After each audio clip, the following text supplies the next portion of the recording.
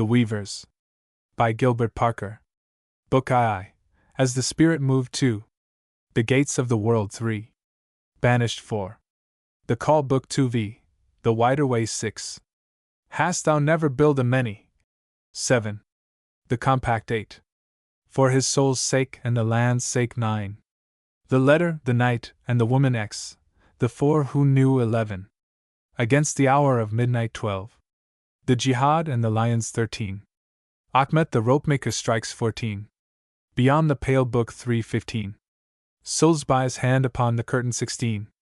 The Debt and the Accounting 17. The Woman of the Crossroads 18. Time, the Idlebreaker 19. Sharper than a Sword XX. Each after his own order 21. There is nothing hidden which shall not be revealed 22. As in a glass darkly 23. The Tense of Cushion 24. The Questioner 25. The Voice through the Door 26. I Owe You Nothing 27. The Awakening Book 428. Nahum Turns the Screw 29. The Recoil XXX. Lacey Moves 31. The Struggle in the Desert 32. 40 Stripes Save 133. The Dark Indenture 34.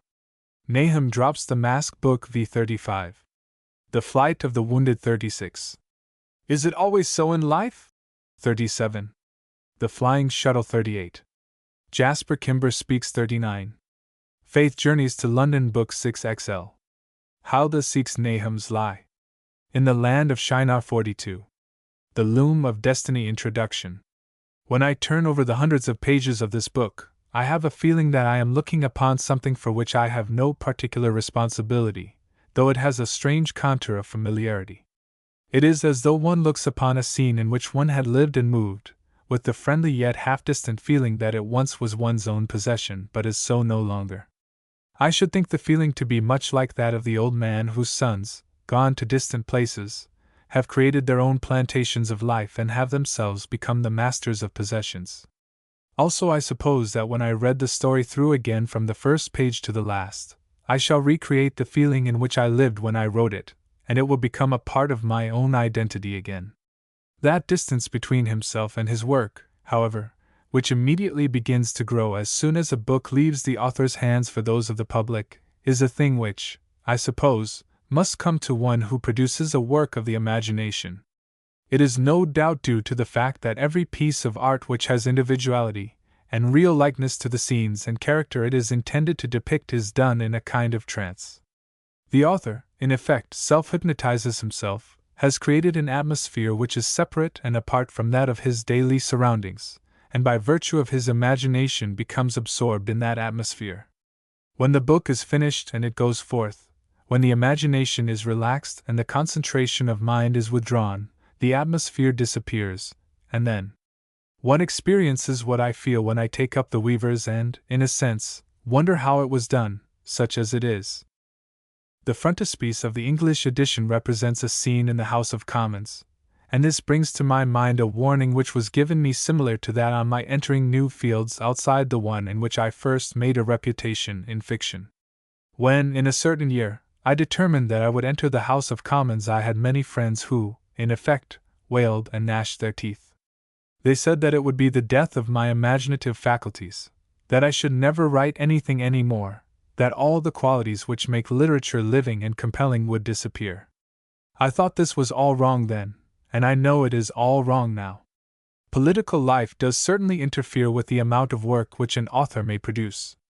He certainly cannot write a book every year and do political work as well, but if he does not attempt to do the two things on the same days, as it were, but in blocks of time devoted to each separately and respectively, he will only find, as I have found, that public life, the conflict of it, the accompanying attrition of mind, the searching for the things which will solve the problems of national life, the multitudinous variations of character with which one comes in contact, the big issues, suddenly sprung upon the congregation of responsible politicians, all are stimulating to the imagination, invigorating to the mind, and marvelously freshening to every literary instinct. No danger to the writer lies in doing political work, if it does not sap his strength and destroy his health. Apart from that, he should not suffer. The very spirit of statesmanship is imagination, vision, and the same quality which enables an author to realize humanity for a book is necessary for him to realize humanity in the crowded chamber of a parliament. So far as I can remember, whatever was written of the Weavers, no critic said that it lacked imagination. Some critics said it was too crowded with incident, that there was enough incident in it for 2 novels. Some said that the sweep was too wide, but no critic of authority declared that the book lacked vision or the vivacity of a living narrative. It is not likely that I shall ever write again a novel of Egypt, but I have made my contribution to Anglo-Egyptian literature, and I do not think I failed completely in showing the greatness of soul which enabled one man to keep the torch of civilization, of truth, justice, and wholesome love alight in surroundings as offensive to civilization as was Egypt in the last days of Ismail Pasha. A time which could be well typified by the words put by Bulwer Lytton in the mouth of Cardinal Richelieu. I found France rent asunder, sloth in the mart and schism in the temple, broils festering to rebellion, and weak laws rotting away with rust in antique sheaths.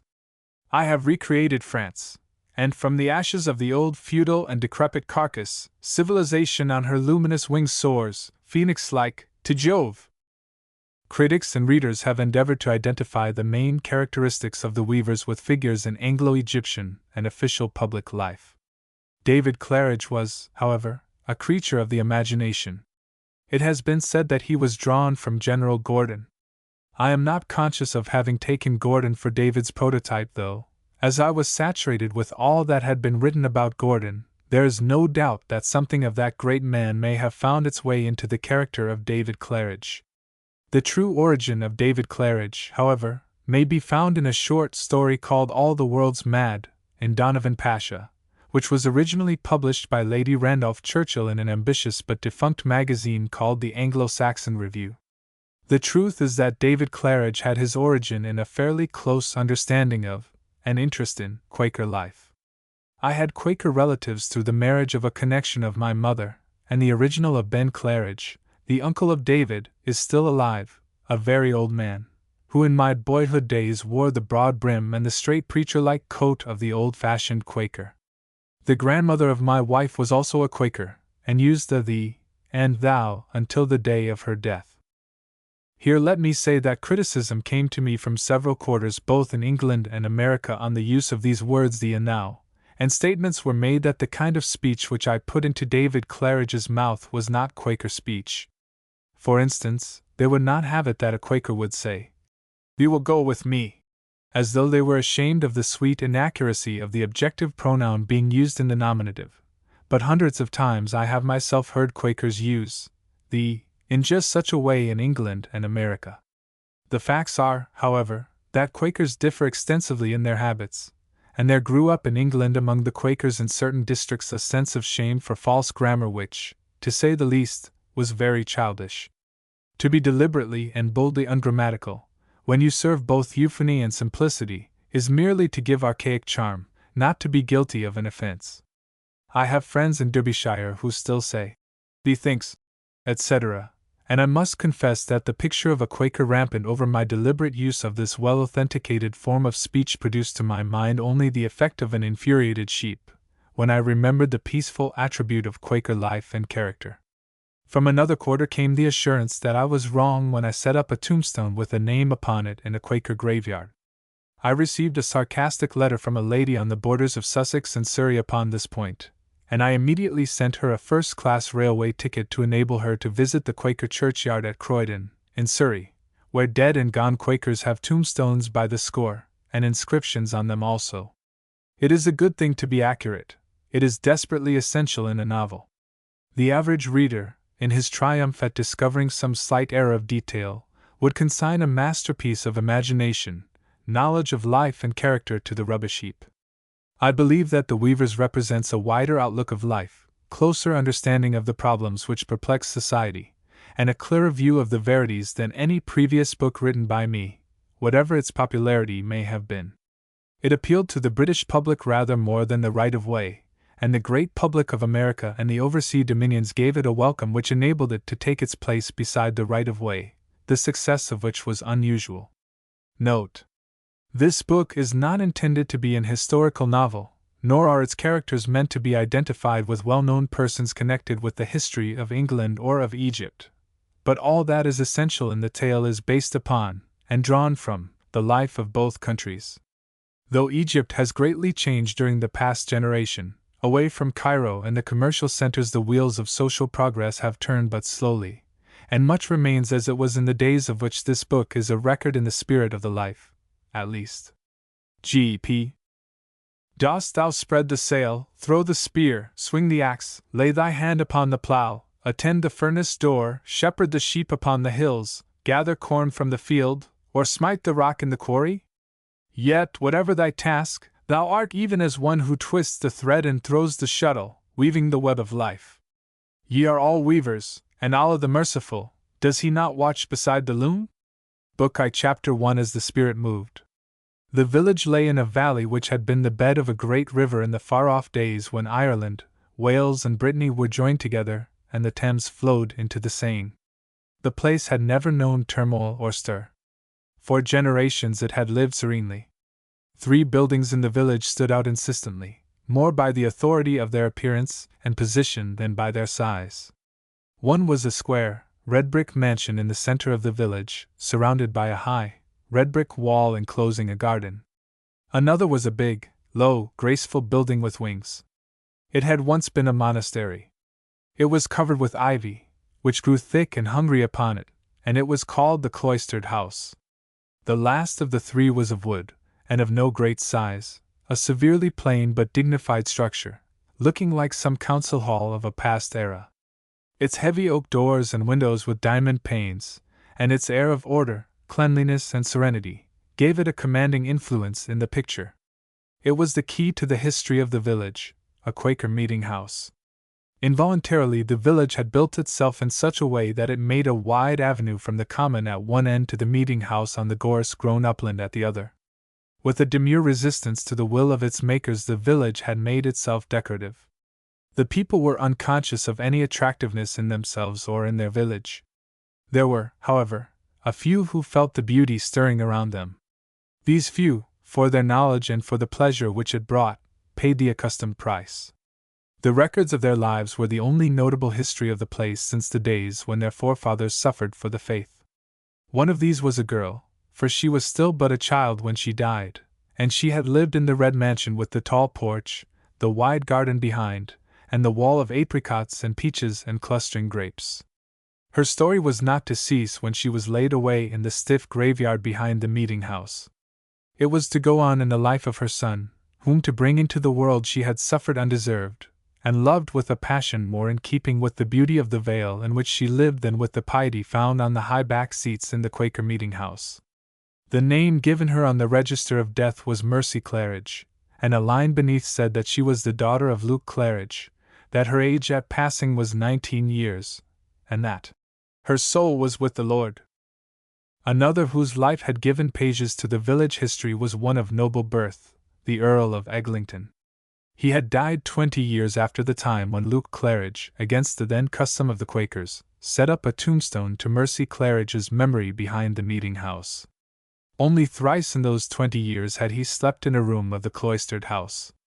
One of those occasions was the day on which Luke Claridge put up the grey stone in the graveyard, 3 years after his daughter's death. On the night of that day these 2 men met face to face in the garden of the cloistered house.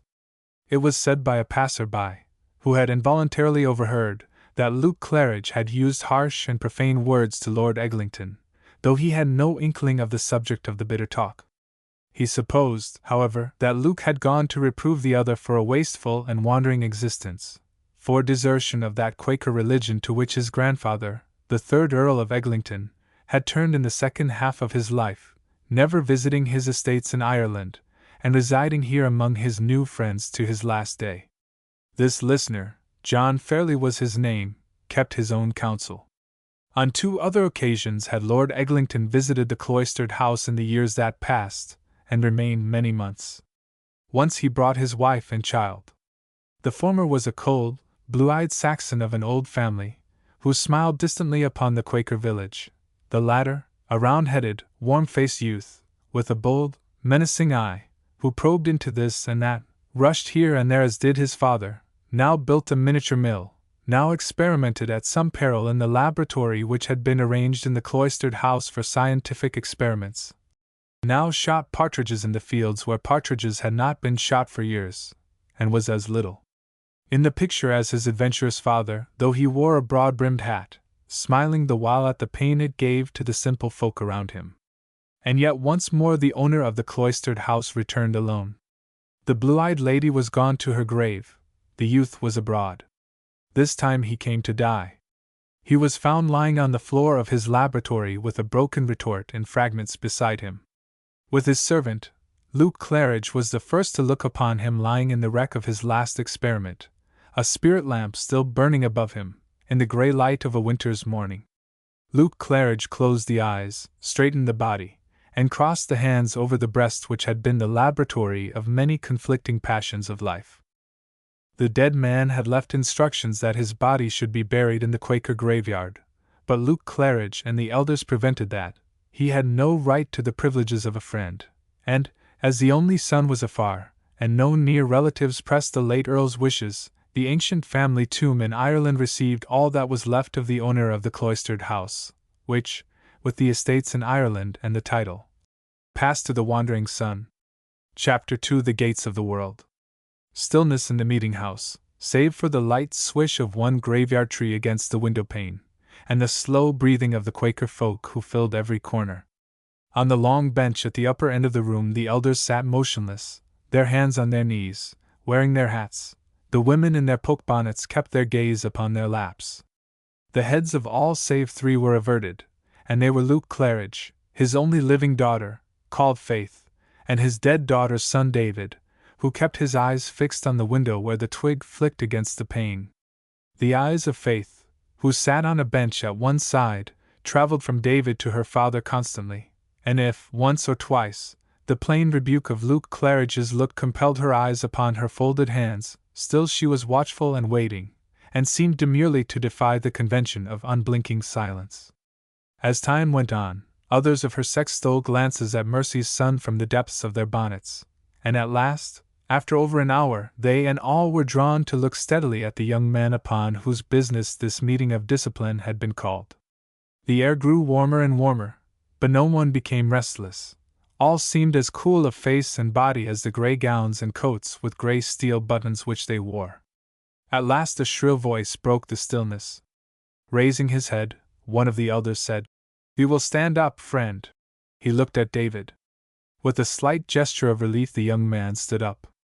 He was good to look at, clean-shaven, broad of brow, fine of figure, composed of carriage, though it was not the composure of the people by whom he was surrounded.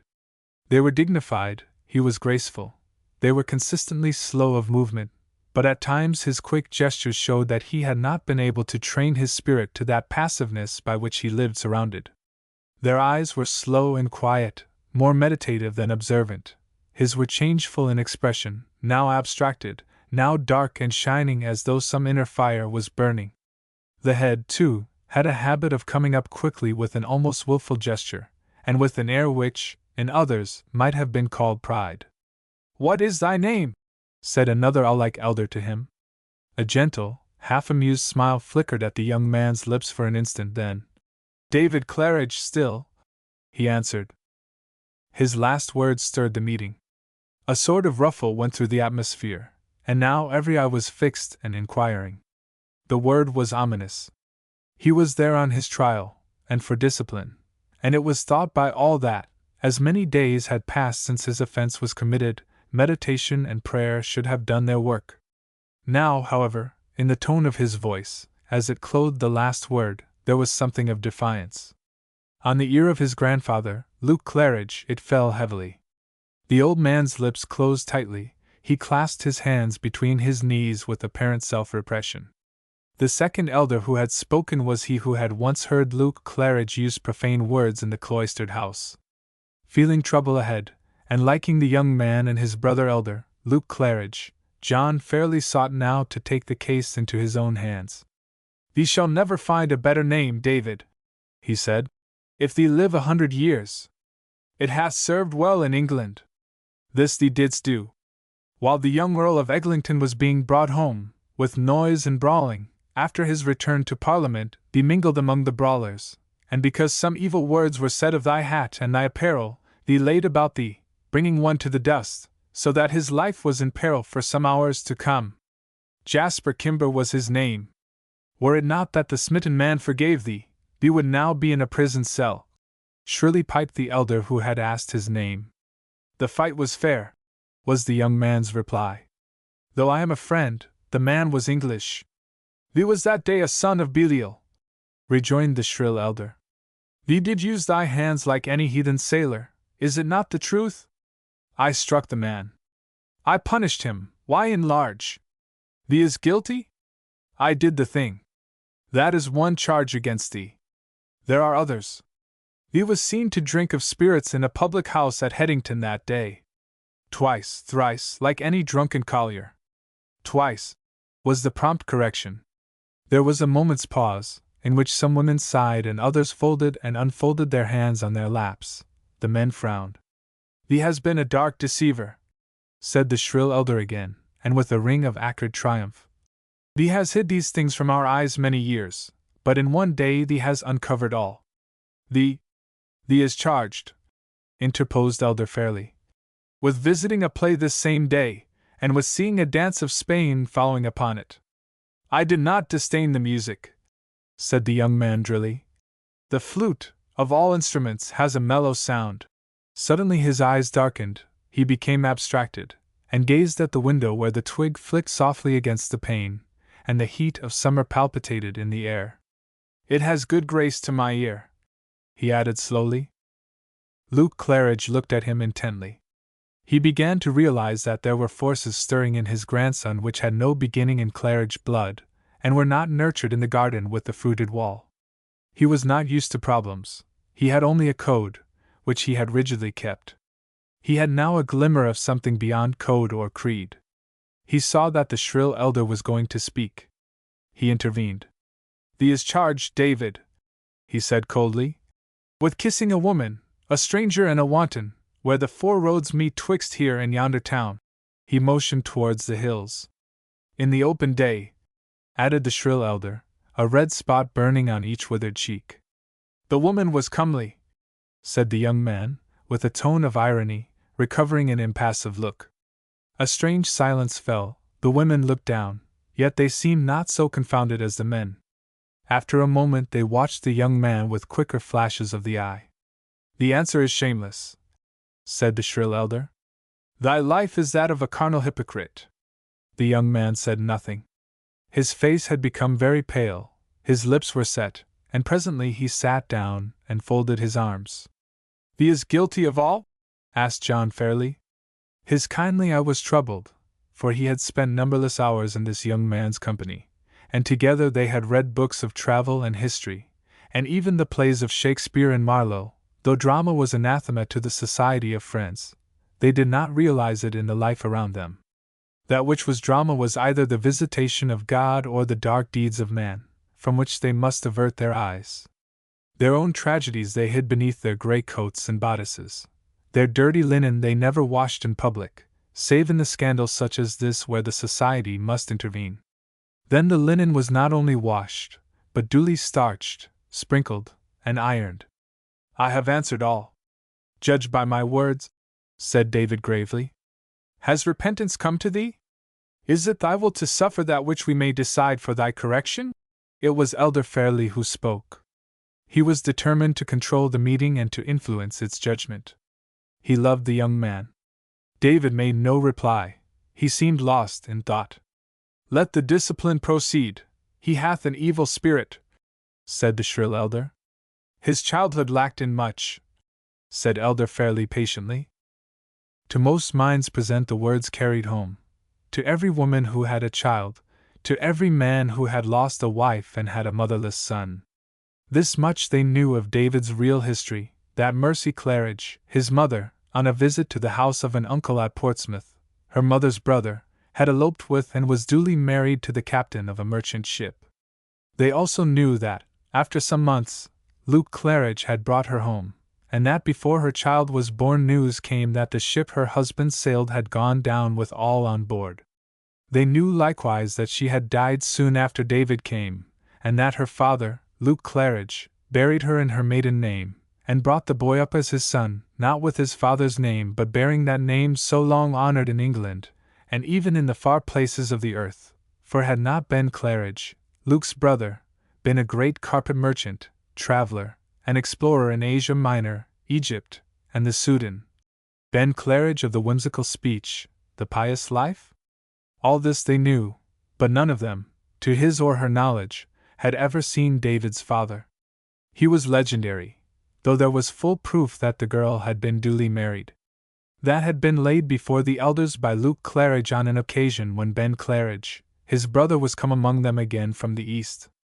At this moment of trial David was thinking of his uncle, Ben Claridge, and of his last words 15 years before when going once again to the east, accompanied by the Muslim chief Ibn Ezra, who had come with him to England on the business of his country.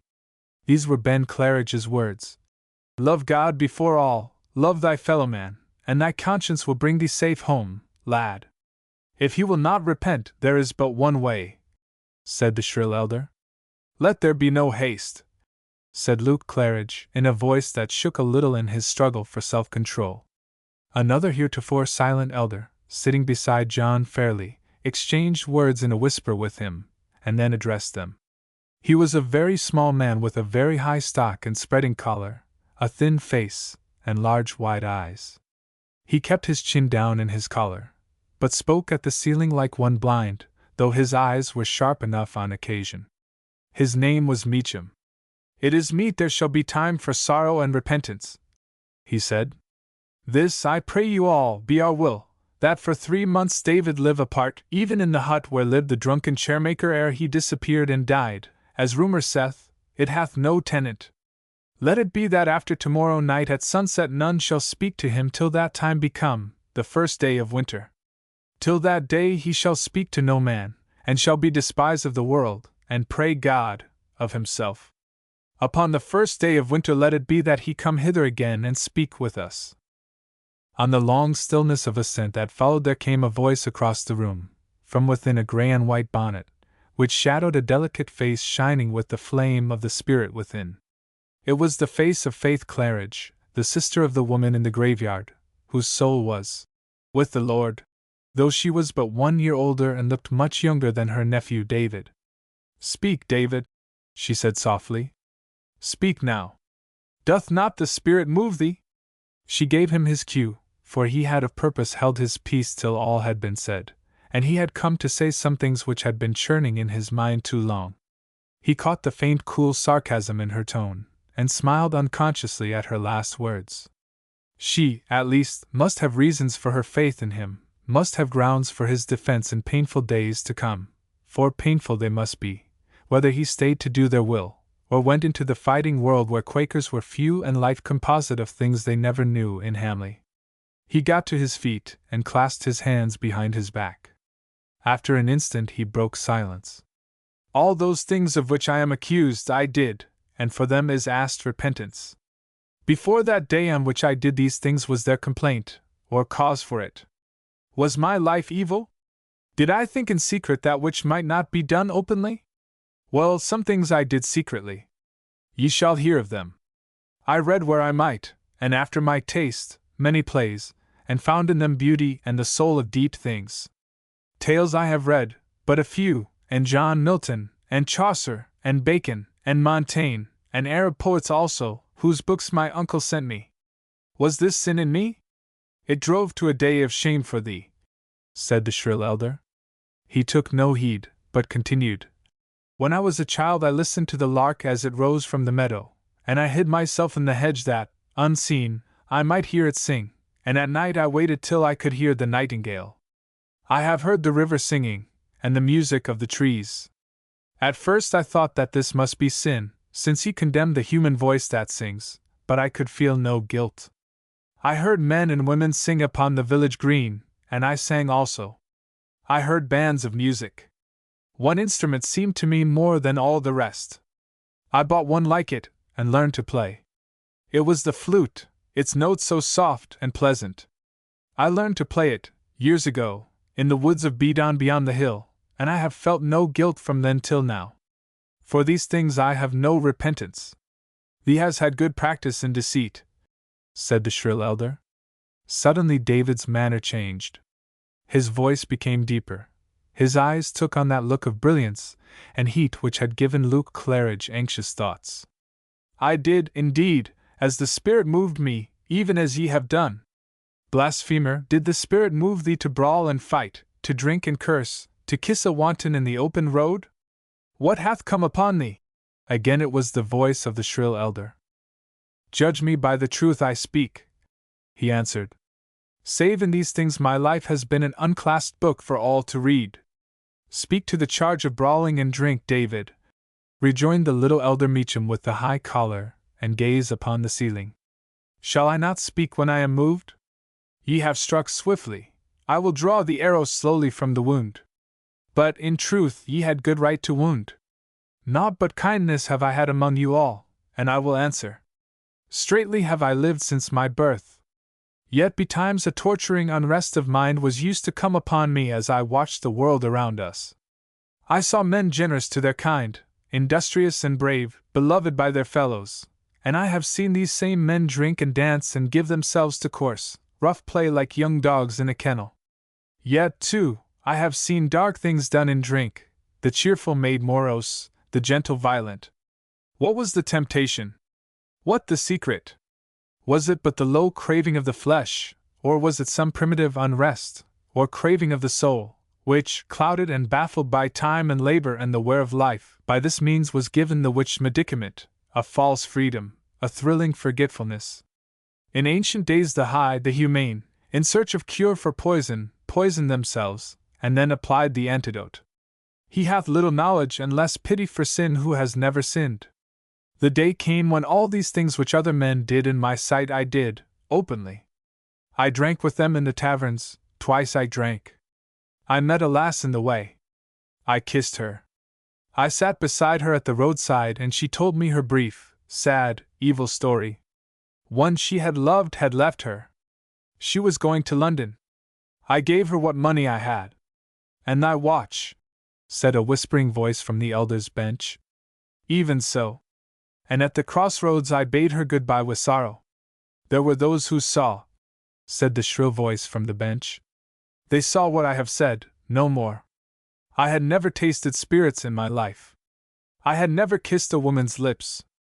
Till then I had never struck my fellow man. But before the sun went down I fought the man who drove the lass in sorrow into the homeless world. I did not choose to fight, but when I begged the man Jasper Kimber for the girl's sake to follow and bring her back, and he railed at me and made to fight me, I took off my hat, and there I laid him in the dust. No thanks to thee that he did not lie in his grave, observed the shrill elder. In truth I hit hard, was the quiet reply. How came the expert with thy fists? Asked Elder Fairley, with the shadow of a smile. A book I bought from London, a sack of corn, a hollow leather ball, and an hour betimes with the drunken chairmaker in the hut by the lime kiln on the hill. He was once a sailor and a fighting man. A look of blank surprise ran slowly along the faces of the elders. They were in a fog of misunderstanding and reprobation. While yet my father, he looked at Luke Claridge, whom he had ever been taught to call his father, shared the great business at Headington, and the ships came from Smyrna and Alexandria, I had some small duties, as is well known. But that ceased, and there was little to do. Sports are forbidden among us here, and my body grew sick, because the mind had no labor. The world of work has thickened round us beyond the hills. The great chimneys rise in a circle as far as I can see on yonder crests, but we slumber and sleep. Enough, enough, said a voice from among the women. Thee has a friend gone to London, thee knows the way. It leads from the crossroads. Faith Claridge, who had listened to David's speech, her heart panting, her clear grey eyes, she had her mother's eyes, fixed benignly on him, turned to the quarter whence the voice came. Seeing who it was, a widow who, with no demureness, had tried without avail to bring Luke Claridge to her, her lips pressed together in a bitter smile, and she said to her nephew clearly, Patience Spielman hath little hope of thee, David. Hope hath died in her. A faint, prim smile passed across the faces of all present, for all knew Faith's illusion, and it relieved the tension of the past half hour. From the first moment David began to speak he had commanded his hearers. His voice was low and even, but it had also a power which, when put to sudden quiet use, compelled the hearer to an almost breathless silence, not so much to the meaning of the words, but to the tone itself, to the man behind it. His personal force was remarkable. Quiet and pale ordinarily, his clear russet brown hair falling in a wave over his forehead, when roused, he seemed like some delicate engine made to do great labors. As Faith said to him once, "David, thee looks as though thee could lift great weights lightly."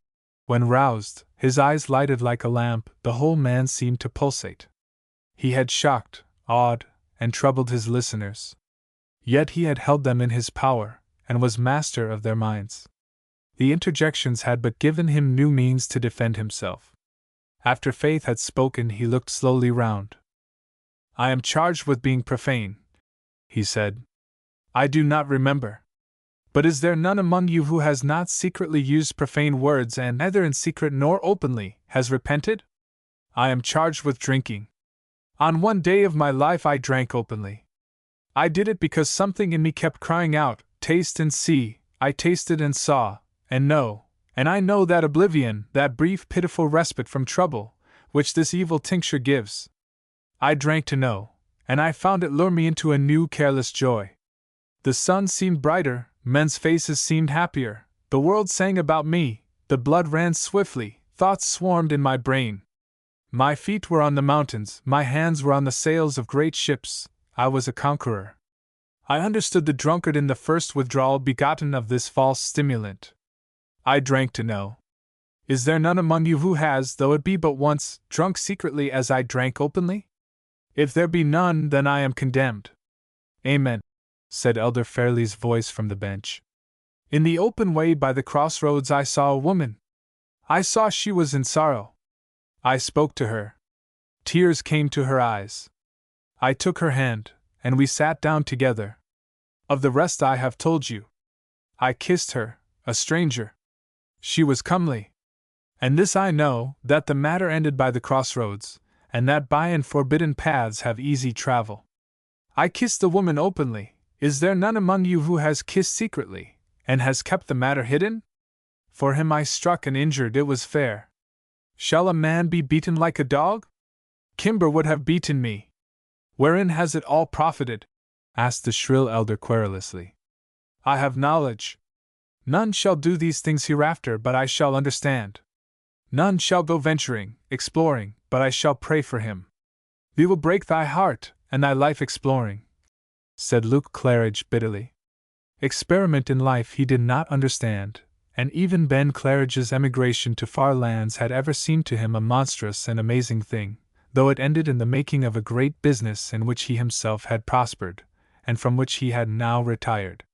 He suddenly realized that a day of trouble was at hand with this youth on whom his heart doted, and it tortured him that he could not understand. "By none of these things shall I break my life," was David's answer now. For a moment he stood still and silent, then all at once he stretched out his hands to them. "All these things I did were against our faith. I desire forgiveness. I did them out of my own will. I will take up your judgment. If there be no more to say, I will make ready to go to old Soulsby's hut on the hill till the set time be past." There was a long silence. Even the shrill elder's head was buried in his breast. They were little likely to forego his penalty. There was a gentle inflexibility in their natures born of long restraint and practiced determination. He must go out into blank silence and banishment until the first day of winter.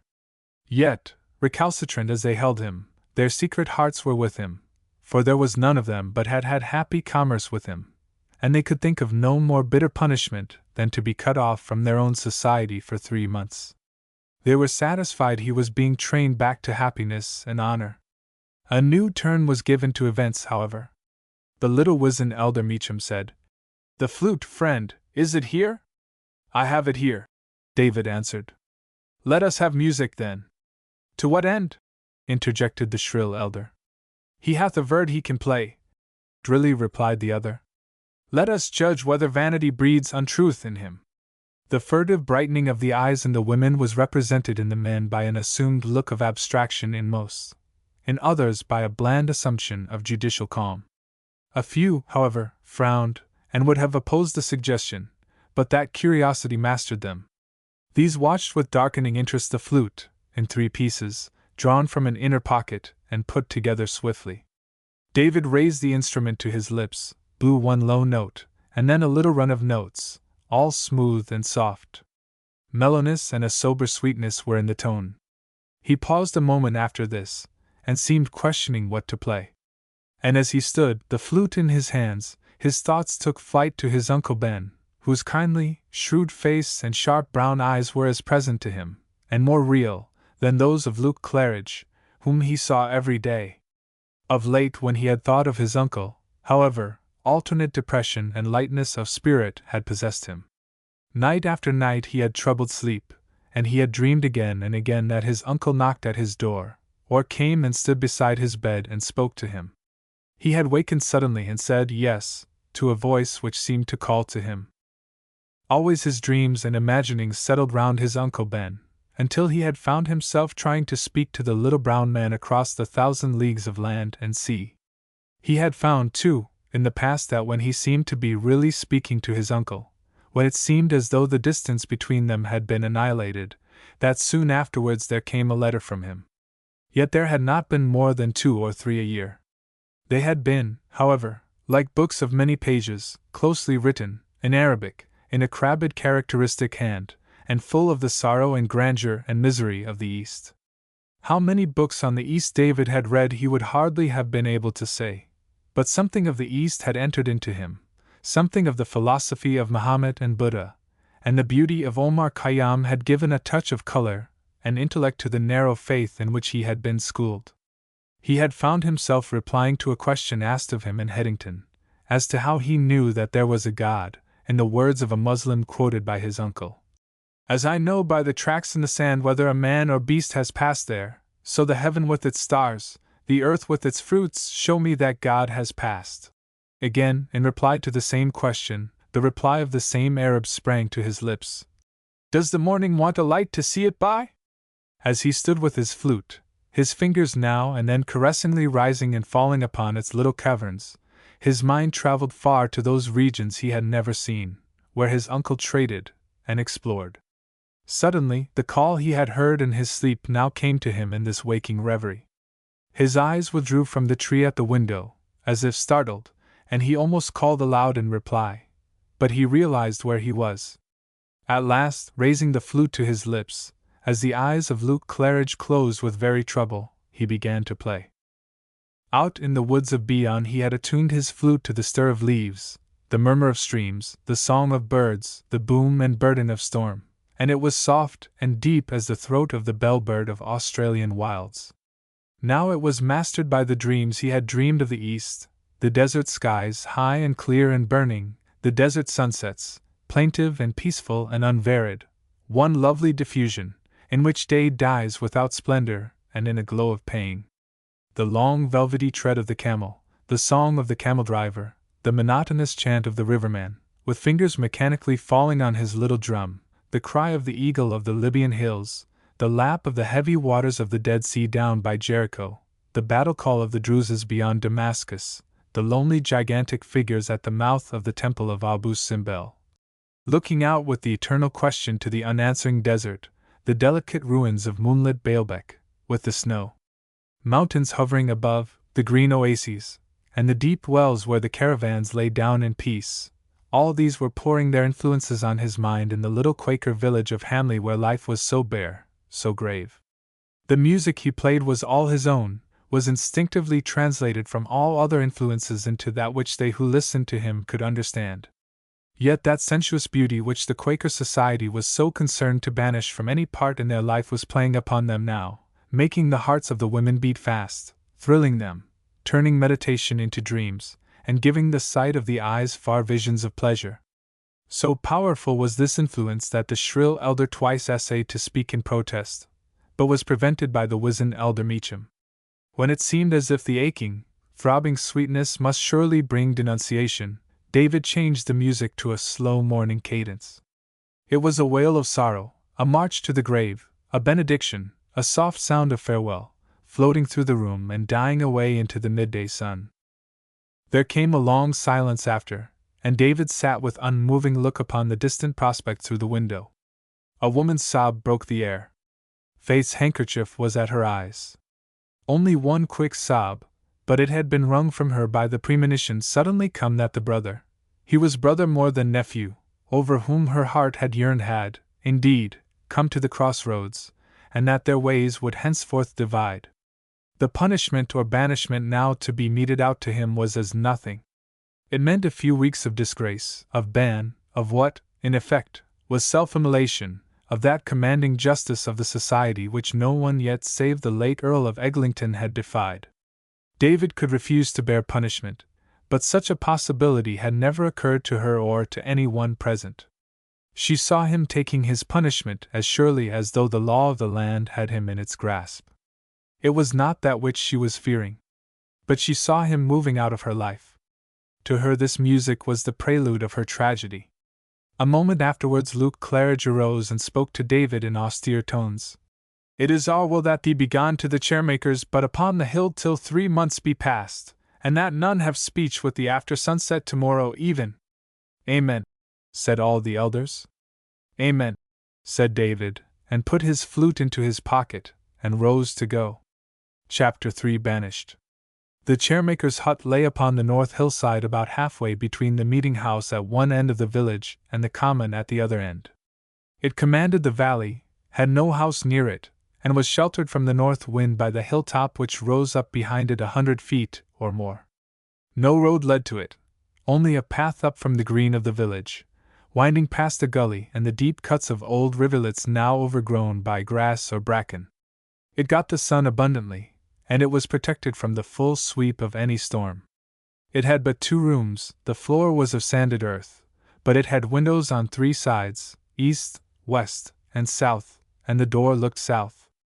Its furniture was a plank bed, a few shelves, a bench, 2 chairs, some utensils, a fireplace of stone, a picture of the Virgin and Child, and of a cardinal of the Church of Rome with a red hat, for the chairmaker had been a Roman Catholic, the only one of that communion in Hamley. Had he been a Protestant his vices would have made him anathema, but being what he was, his fellow villagers had treated him with kindness. After the half-day in which he was permitted to make due preparations, lay in store of provisions, and purchase a few sheep and hens, hither came David Claridge.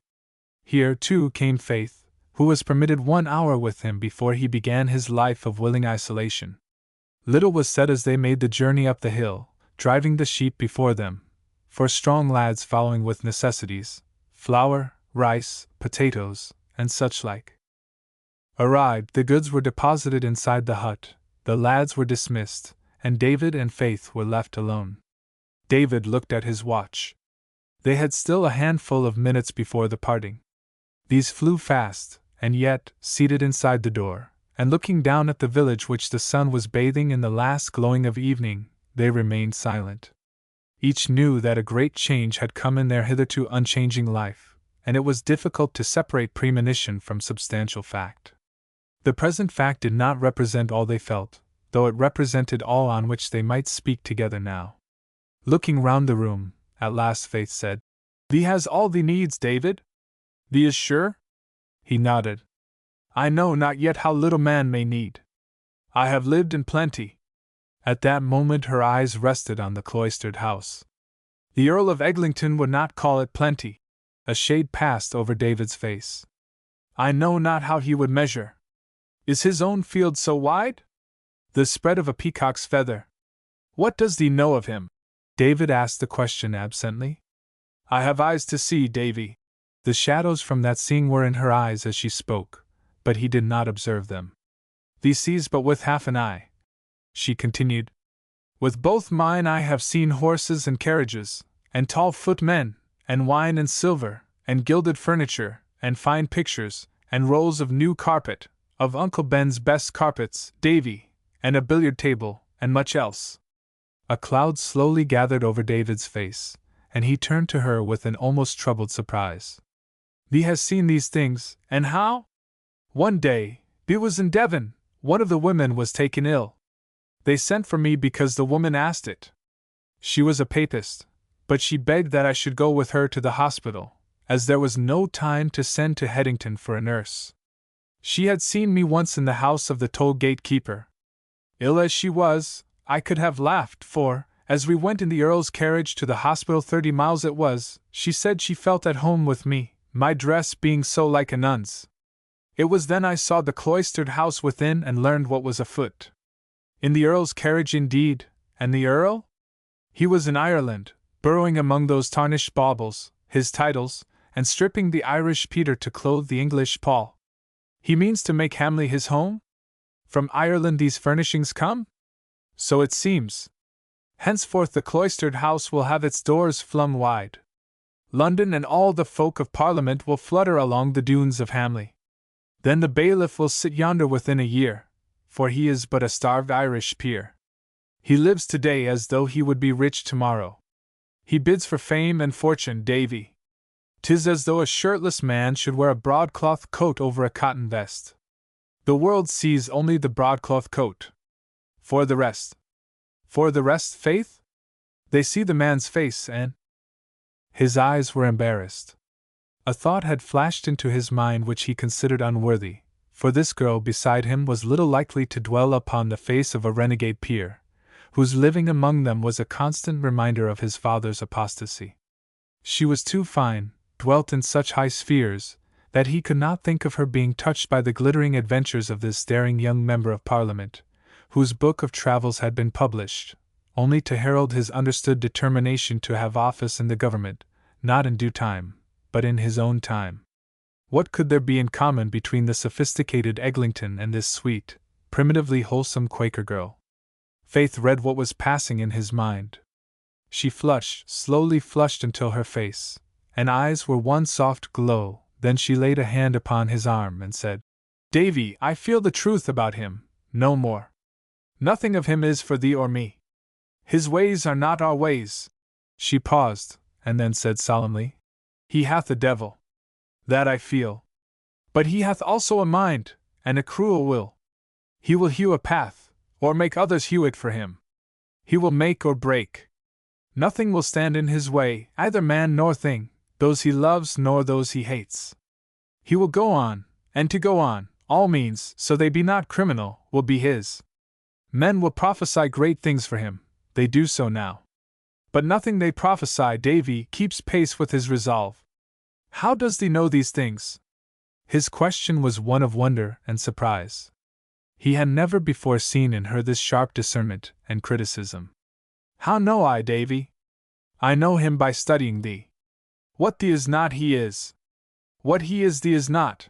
The last beams of the sun sent a sudden glint of yellow to the green at their feet from the western hills, rising far over and above the lower hills of the village, making a wide ocean of light, at the bottom of which lay the meeting house and the cloistered house, and the red mansion with the fruited wall, and all the others, like dwellings at the bottom of a golden sea. David's eyes were on the distance, and the far-seeing look was in his face which had so deeply impressed faith in the meeting house, by which she had read his future. "And shall I not also go on?" he asked. "How far, who can tell?" There was a plaintive note in her voice, the unavailing and sad protest of the maternal spirit, of the keeper of the nest, who sees the brood fly safely away, looking not back. "What does thee see for me afar, Faith?" His look was eager. "The will of God, which shall be done," she said with a sudden resolution, and stood up. Her hands were lightly clasped before her like those of Titian's Mater Dolorosa among the Rubens and Tintorettos of the Prado, a lonely figure, whose lot it was to spend her life for others. Even as she already had done, for thrice she had refused marriages suitable and possible to her. In each case she had steeled her heart against loving, that she might be all in all to her sister's child, and to her father. There is no habit so powerful as the habit of care of others. In faith it came as near being a passion as passion could have a place in her even flowing blood, under that cool flesh, governed by a heart as fair as the apricot blossoms on the wall in her father's garden. She had been bitterly hurt in the meeting-house, as bitterly as is many a woman when her lover has deceived her. David had acknowledged before them all that he had played the flute secretly for years. That he should have played it was nothing, that she should not have shared his secret, and so shared his culpability before them all, was a wound which would take long to heal. She laid her hand upon his shoulder suddenly with a nervous little motion. "And the will of God thee shall do to his honor, though thee is outcast today. But, Davy, the music thee kept it from me." He looked up at her steadily. He read what was in her mind. "I hid it so, because I would not have thy conscience troubled. Thee would go far to smother it from me, and I was not so ungrateful to thee. I did it for good to thee." A smile passed across her lips. Never was woman so grateful, never wound so quickly healed. She shook her head sadly at him, and stilling the proud throbbing of her heart, she said, "But thee played so well, Davy!" He got up and turned his head away, lest he should laugh outright. Her reasoning, though he was not worldly enough to call it feminine, and though it scarce tallied with her argument, seemed to him quite her own. "How long have we?" he said over his shoulder. "The sun is yet 5 minutes up or more," she said, a little breathlessly, for she saw his hand inside his coat, and guessed his purpose. "But thee will not dare to play, thee will not dare," she said, but more as an invitation than a rebuke. "Speech was denied me here, but not my music. I find no sin in it." She eagerly watched him adjust the flute. Suddenly she drew to him the chair from the doorway, and beckoned him to sit down. She sat where she could see the sunset. The music floated through the room and down the hillside, a searching sweetness. She kept her face ever on the far hills. It went on and on. At last it stopped. David roused himself, as from a dream. "But it is dark," he said, startled. "It is past the time thee should be with me. My banishment began at sunset." "Are all the sins to be thine?" she asked calmly. She had purposely let him play beyond the time set for their being together. "Good night, Davy." She kissed him on the cheek. "I will keep the music for the sin's remembrance," she added, and went out into the night. Chapter for the call. England is in one of those passions so creditable to her moral sense, so illustrative of her unregulated virtues. We are living in the first excitement and horror of the news of the massacre of Christians at Damascus. We are full of righteous and passionate indignation. Punish, restore the honor of the Christian nations is the proud appeal of prelate, prig, and philanthropist, because some hundreds of Christians who knew their danger, yet chose to take up their abode in a fanatical Muslim city of the East, have suffered death. The meeting had been called in answer to an appeal from Exeter Hall. Lord Eglinton had been asked to speak, and these were among his closing words. He had seen, as he thought, an opportunity for sensation. Politicians of both sides, the press on all hands, were thundering denunciations upon the city of Damascus, sitting insolent and satiated in its exquisite bloom of pear and nectarine, and the deed itself was fading into that blank past of Eastern life where there are no birds in last year's nest. If he voyaged with the crowd, his pennant would be lost in the clustering sails. So he would move against the tide, and would startle, even if he did not convince. "Let us not translate an inflamed religious emotion into a war," he continued. "To what good? Would it restore one single life in Damascus? Would it bind one broken heart? Would it give light to one darkened home? Let us have care lest we be called a nation of hypocrites. I will neither support nor oppose the resolution presented. I will content myself with pointing the way to a greater national self-respect." Mechanically, a few people who had scarcely apprehended the full force of his remarks began to applaud, but there came cries of "SH! SH!" and the clapping of hands suddenly stopped. For a moment there was absolute silence, in which the chairman adjusted his glasses and fumbled with the agenda paper in his confusion, scarcely knowing what to do. The speaker had been expected to second the resolution, and had not done so. There was an awkward silence.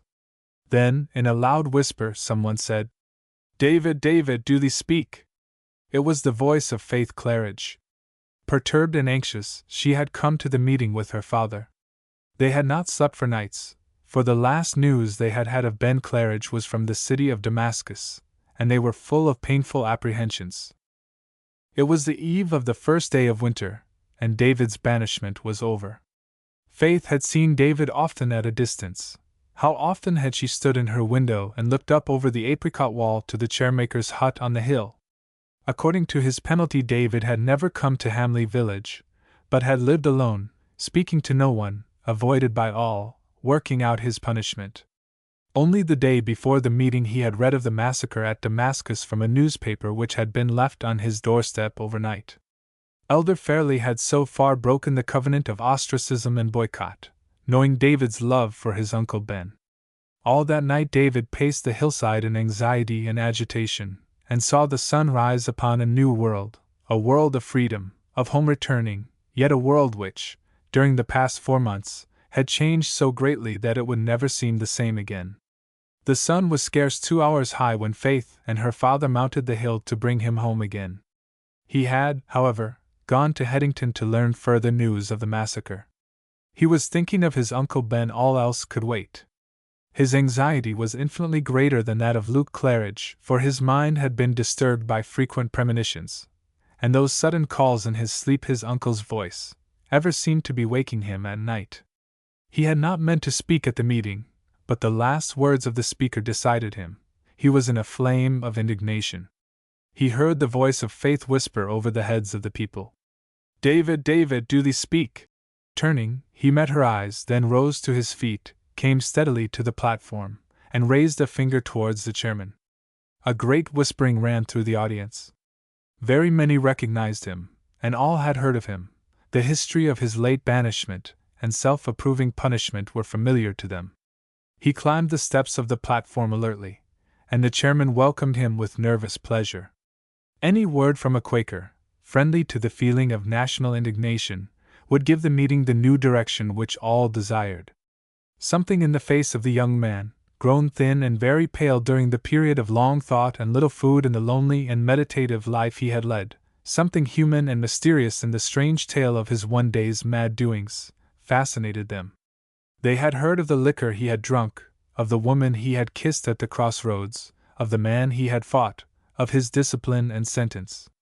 His clean, shapely figure, and the soft austerity of the neat gray suit he wore, his broad-brimmed hat pushed a little back, showing well a square white forehead, all conspired to send a wave of feeling through the audience, which presently broke into cheering.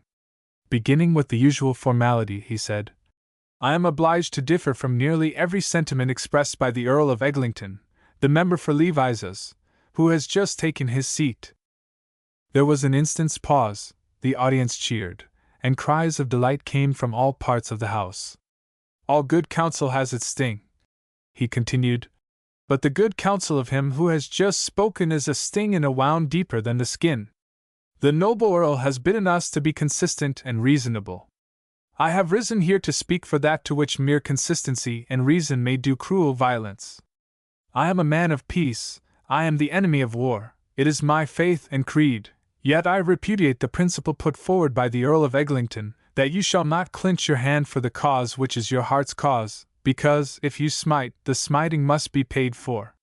He was interrupted by cheers and laughter, for the late event in his own life came to them to point his argument. The nation that declines war may be refusing to inflict that just punishment which alone can set the wrongdoers on the better course. It is not the faith of that society to which I belong to decline correction lest it may seem like war. The point went home significantly, and cheering followed.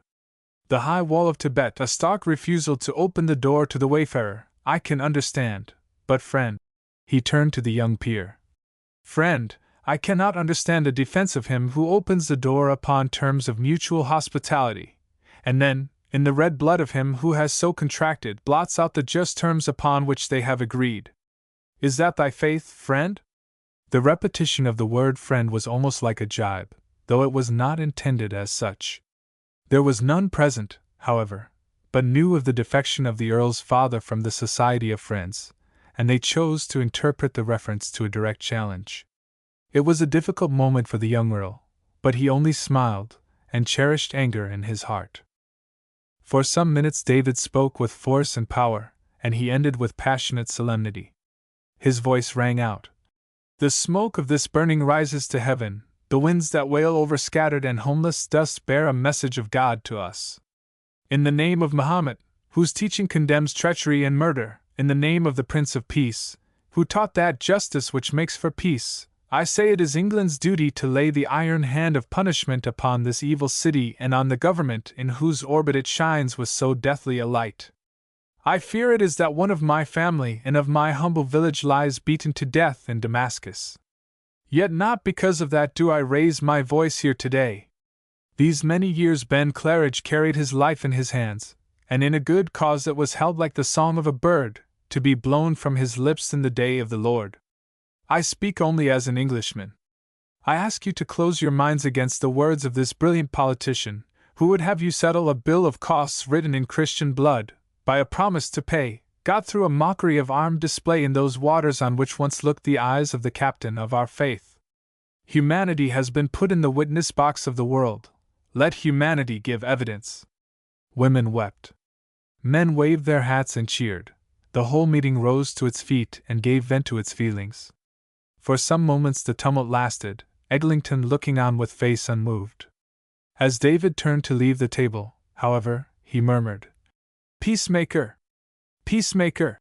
and smiled sarcastically. As the audience resumed their seats, two people were observed making their way to the platform.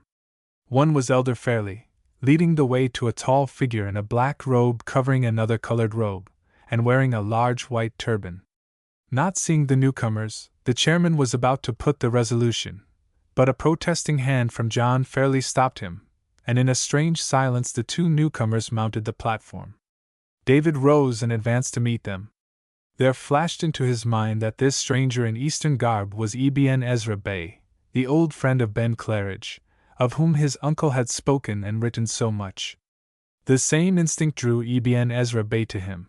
He saw the uncle's look in the nephew's face. In a breathless stillness the Oriental said in perfect English, with a voice monotonously musical, "I came to thy house and found thee not. I have a message for thee from the land where thine uncle sojourned with me." He took from a wallet a piece of paper and passed it to David, adding, "I was thine uncle's friend. He hath put off his sandals and walketh with bare feet." David read eagerly. "It is time to go, Davy," the paper said. "All that I have is thine. Go to Egypt, and thee shall find it so. Ibn Ezra Bey will bring thee. Trust him as I have done. He is a true man, though the Quran be his faith. They took me from behind, Davy, so that I was spared temptation. I die as I lived, a man of peace. It is too late to think how it might have gone had we met face to face, but the will of God worketh not according to our will. I can write no more. Luke, Faith, and Davy, dear Davy, the night has come, and all's well. Good morrow, Davy. Can you not hear me call? I have called thee so often of late. Good morrow. Good morrow. I doff my hat, Davy, at last, to God." David's face whitened. All his visions had been true visions, his dreams true dreams. Brave Ben Claridge had called to him at his door. "Good morrow! Good morrow! Good morrow!" Had he not heard the knocking in the voice? Now all was made clear. His path lay open before him, a far land called him, his quiet past was infinite leagues away. Already the staff was in his hands and the crossroads were sinking into the distance behind. He was dimly conscious of the wan, shocked face of Faith in the crowd beneath him, which seemed blurred and swaying, of the bowed head of Luke Claridge, who, standing up, had taken off his hat in the presence of this news of his brother's death which he saw written in David's face. David stood for a moment before the great throng, numb and speechless. "It is a message from Damascus," he said at last, and could say no more.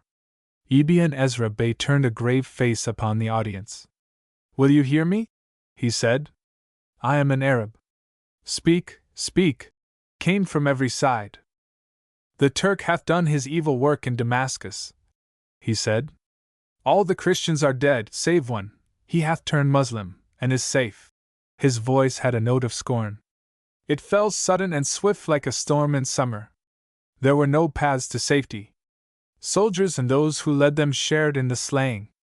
As he and I, who had traveled far together these many years, sojourned there in the way of business, I felt the air grow colder, I saw the cloud gathering. I entreated, but he would not go. If trouble must come, then he would be with the Christians in their peril. At last he saw with me the truth. He had a plan of escape. There was a Christian weaver with his wife in a far quarter. Against my entreaty he went to warn them. The storm broke. He was the first to fall, smitten in that street called Straight. I found him soon after. Thus did he speak to me, even in these words: "The blood of women and children shed here today shall cry from the ground." Unprovoked, the host has turned wickedly upon his guest. The storm has been sown, and the whirlwind must be reaped. Out of this evil good shall come. Shall not the judge of all the earth do right? These were his last words to me then. As his life ebbed out, he wrote a letter which I have brought hither to 1 inch. He turned to David, whom he loved. At the last he took off his hat, and lay with it in his hands, and died. I am a Muslim, but the God of pity, of justice, and of right is my God, and in his name be it said that was a crime of Shaitan the accursed. In a low voice the chairman put the resolution. The Earl of Eglinton voted in its favor. Walking the hills homeward with Ebn Ezra Bey, Luke, Faith, and John Fairley, David kept saying over to himself the words of Ben Claridge. I have called thee so often of late. Good morrow! Good morrow! Good morrow! Can you not hear me call? Glossary. Iwad yes. Allahu Akbar, God is most great. Alma, female professional singers, signifying a learned female. Ardab, a measure equivalent to 5 English bushels. Bakshish, tip doser. Balas, earthen vessel for carrying water. Shah Pasha. Bursam, clover. Bismillah, in the name of God. Baud, a doorkeeper. Dahabia, a Nile houseboat with large lateen sails. Darabuka, a drum made of a skin stretched over an earthenware funnel. Dura, maize. Ethendina, most noble. El Azza, the Arab University at Cairo. Fedin, a measure of land representing about an acre. Fella, the Egyptian peasant. Gyasa, small boat. Hakim, doctor. Hashish, leaves of hemp. Inshallah, God willing. Knun, a musical instrument like a dulcimer. Kavas, an orderly. Kamenja, a coconut fiddle. Kamsin, a hot wind of Egypt and the Sudan. Kurbash, a whip, often made of rhinoceros hide. La ilaha illallah, there is no deity but God. Malaish, no matter. Malbuz, demented. Mastaba, a bench. Mejidi, a Turkish order. Mushrabi, lattice window. Mufetish, high steward. Mudir, the governor of a mutary or province. Muezzin, the sheikh of the mosque who calls to prayer. Nargileh, a Persian pipe. Nibal, a quarterstaff. Ramadan, the Mohammedan season of fasting. Sadat el-Shah, Excellency Pasha. Stis, groom. Sakia, the Persian waterwheel. Salam, Eastern salutation. Sheikh al-Belad, head of a village. Tarbush, a Turkish turban. Ulama, learned men. Waqf, Mohammedan court dealing with succession, etc. Wili, a holy man or saint. Yashmak, a veil for the lower part of the face. Yelek, a long vest or smock. E-text editor's bookmarks. There is no habit so powerful as the habit of care of others.